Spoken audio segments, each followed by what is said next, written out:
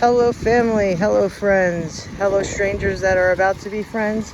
My name's Anna Maria, and here we are at the Mini G Garden. Today we have another fun project ahead of us. I went ahead today and went to Ace Hardware, which is a local hardware store, and picked up this 15-gallon metal wash tub. Some people use it for a wash tub for their animals on the farm. Some people use it for different things. I'm using it for a raised bed, just because of the sole fact that they didn't have a ring, fire ring.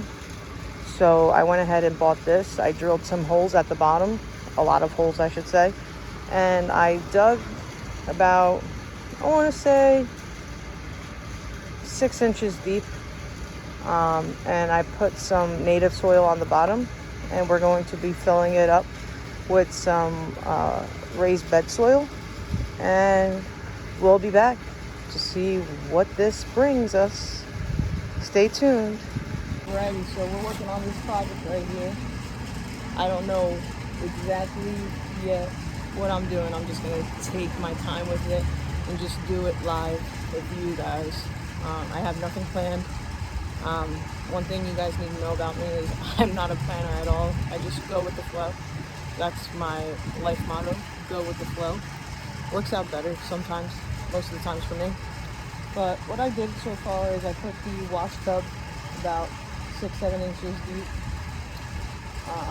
I also have some sort of shelving that I curved around. Because what I think I'm going to be doing is I'm going to be putting some ground cherries, and when they fall, I don't want the birds to eat them on me. And then I'm going to, my vision is to have some spillers, and then some cucumbers trellis up the TP. I need to get some more rhubarb. I'm going to put another 2 pieces going this way, so I have 4 pieces of rhubarb. So let's get to it. The first thing I want to do is put some warm castings in the back, because I already, the raised bed soil already has nutrients, but the ground in the back does not. So I want to put some kelp, rock dust, and warm casting in the back. Let's get to it.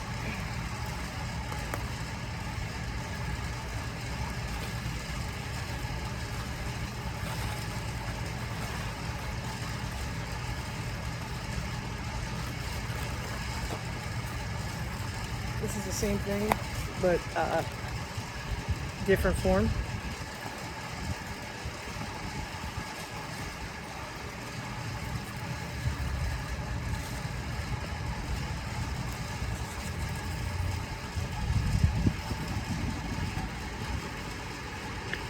And the reason why I love organic nutrients is because you can never really burn your plant with organics. All right, so looking at what I have now, the only thing that I would have done different is put the fence up after the fact, and the TP after the fact.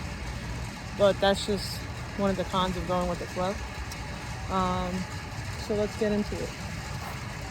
I'm going to be putting some ground cherries that I bought off of Etsy in the back. So if anything, it could trellis onto the fence. And I'm thinking about putting some spillers around the wash tub. Maybe I have some cucumbers that maybe I'm going to be trellising up the rhubarb.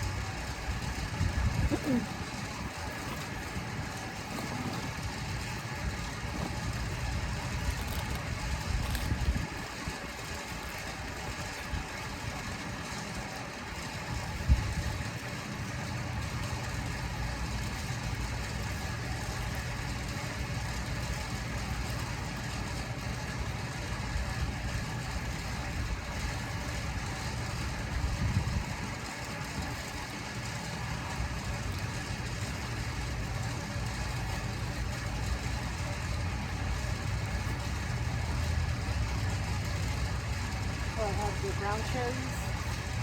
I also have some Berkless cucumbers. I also have some jewel mix nasturtiums. I have an eggplant fairy tale. I have some crimson sweet watermelon.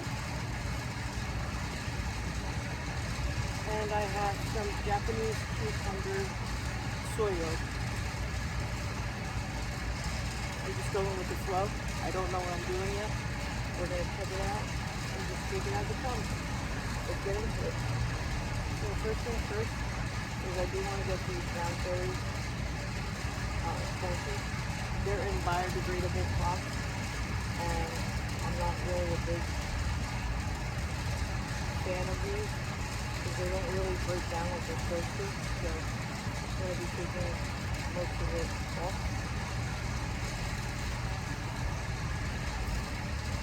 So with these biodegradable pots, over the years of gardening, I noticed that even the next year or the following season, it's still in the ground. So I'd rather just take the time to take it off, or at least the bottom off, so the roots can do their thing, so to say. So you can see that this ground cherry has some awesome root structure that I don't want to mess with. So as long as I got the bottom all taken care of, the rest can stay.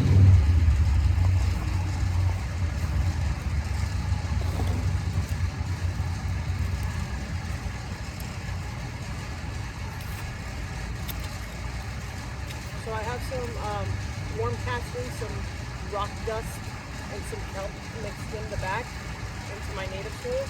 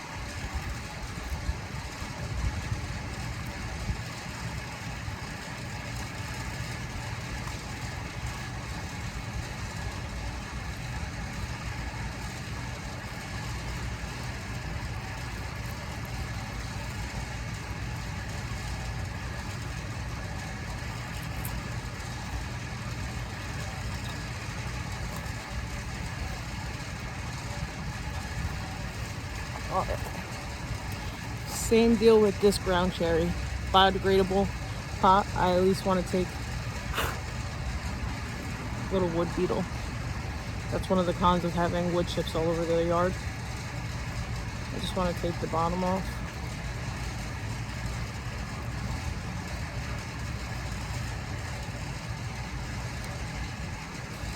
And as you notice in my videos, I just drop everything. Predominantly everything, not everything, but anything that could just help decompose the organic matter, I'm doing it. Because after all, when you have a garden, you're building pretty much your own ecosystem. So here we are, second ground cherry going in. Aunt Molly's ground cherry. Let me know what you guys think about these. This is my first year trying these out. And this ground cherry actually already has flowers, blooms. I really don't like to do that, but I have no choice at this point in time.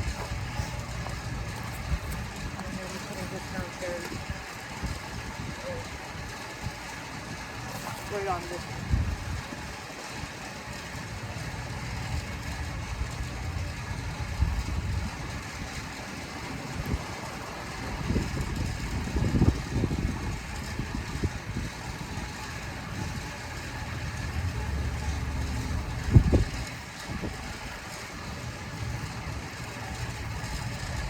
the peas, some of my peas are fizzling out. I'll just, oh, there's a pea right here. But I'll just drop them to the ground. Side tip though, that I only do that when they're in containers. If they're in the ground, I leave them in the ground because the root zones actually have nodules that contain nitrogen that actually in the long run helps you build your soil. But I love these peas. Sugar snap peas, they're so sweet. Oh yeah. I love them as a snack in the garden. Alright, next.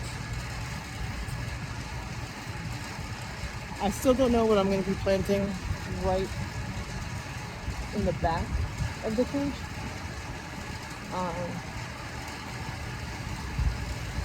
I can never have enough tomatoes, so maybe tomatoes.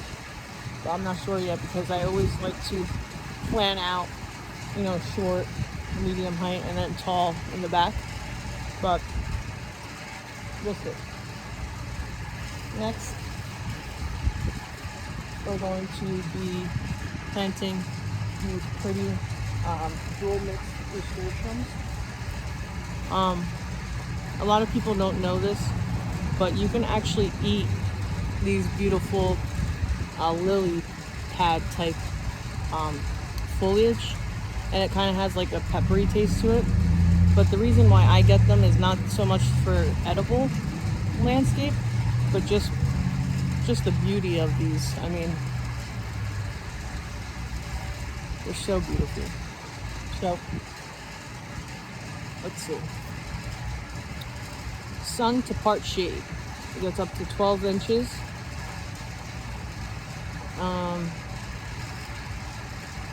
And actually performs better in poor fertile soil. I've never knew that. So this might change my mind. And I might not put this in the actual walk tub. That really changes my mind now. Like I say, I just take it as it comes out. So going with the flow has its pros and cons. Let's see. Wow. Look at that root. Those roots. Look at them. Oh yeah. Oh yeah. So you just want to loosen them up. Loosen them up. Loosen up, baby.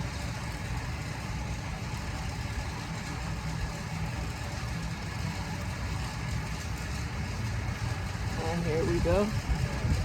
Oh yeah. So let's see what we're gonna do. So they actually perform better in poor soil. So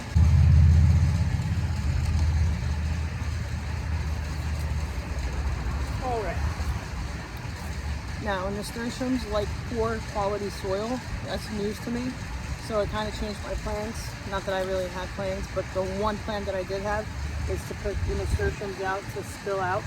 So we're gonna be doing something different now.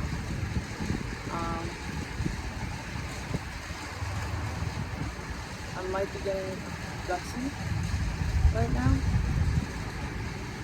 and I might divide these nasturtiums into two. I know, I'm getting really ballsy right now.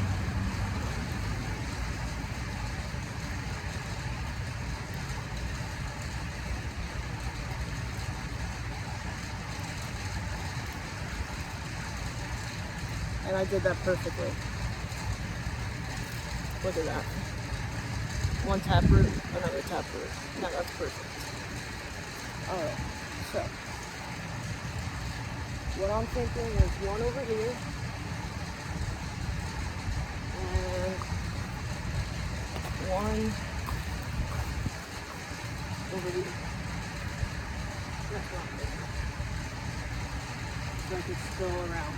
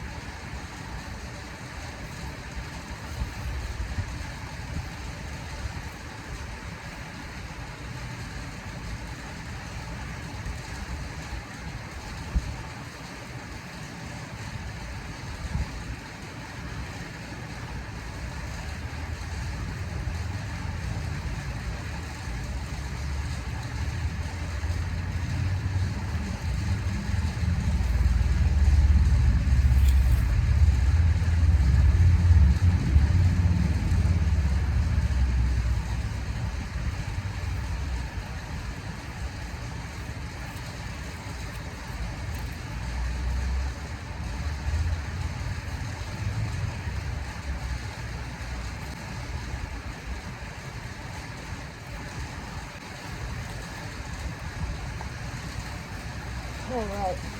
So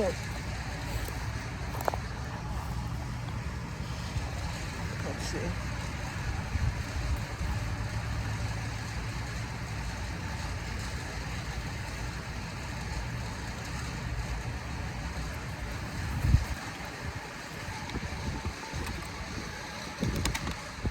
What do you guys think so far? Did I do a good job? I got ballsy and I split the nasturtium. So what do you guys think? I got ballsy and I split the root zone in half, but I luckily got really lucky and I somehow pulled it off perfect. So I got one on this side, one on the other side, and they're going to be spilling out. Thank God you always want to check the little tag that comes with your plants, because or else I would have put them in really fertile soil and they wouldn't have done as good.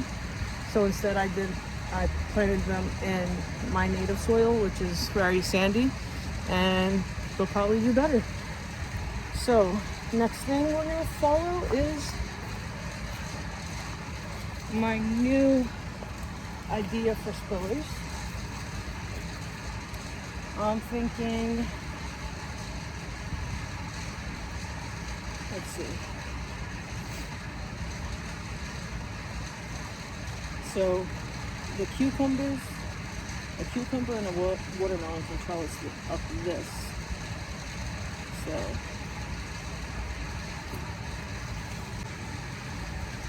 alright, so I have the burpless cucumbers, an eggplant, the fairy tale eggplant, some Japanese long cucumbers, and the watermelon. So I'm thinking that this is going to support the watermelon and the cucumbers. And let's see.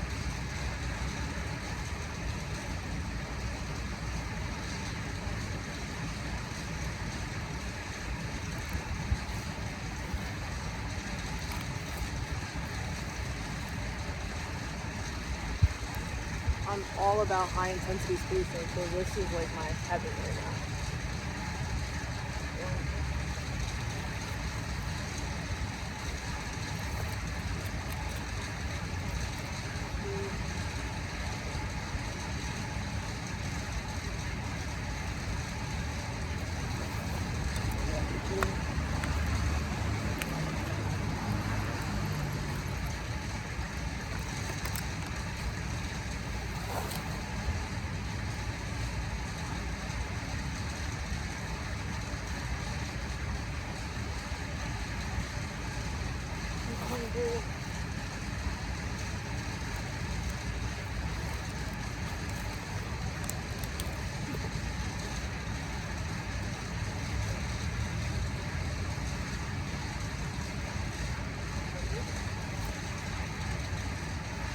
Nasturtium, cucumbers, nasturtium. I swear I don't have OCD.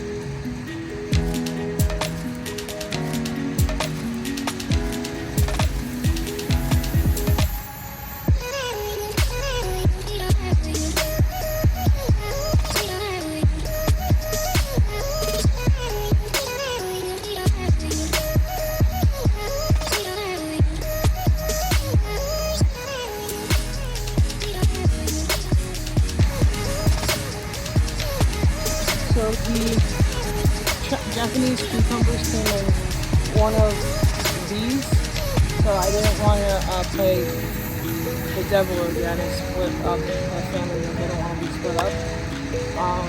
So I kept them together. This is the definition of high intensity planning. Let's take a closer look.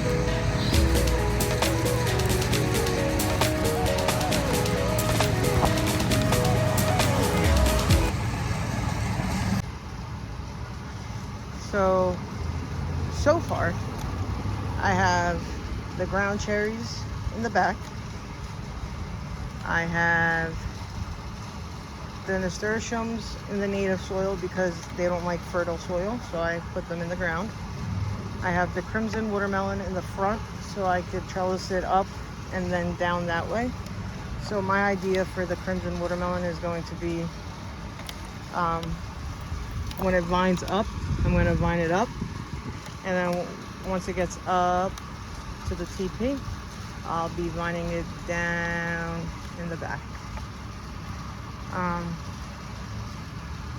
The cucumbers, I'm going to be using the fence, the shelving fence that I have up, and I'm going to be making it full of vine, intertwining the fence, so it's going to look nice and full at one point.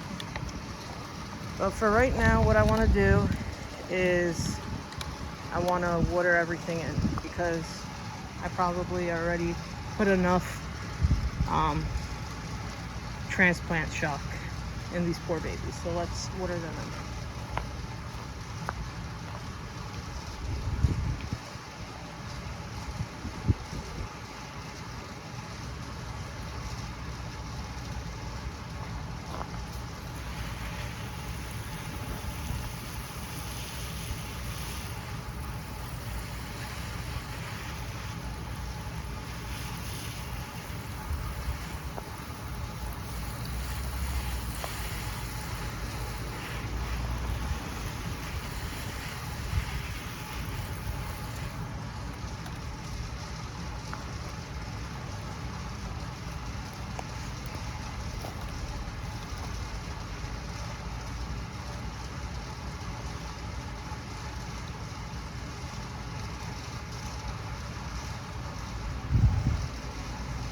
And there you have it. Thank you for gardening with the Mini G Garden from AM to PM. Just keep growing. All right.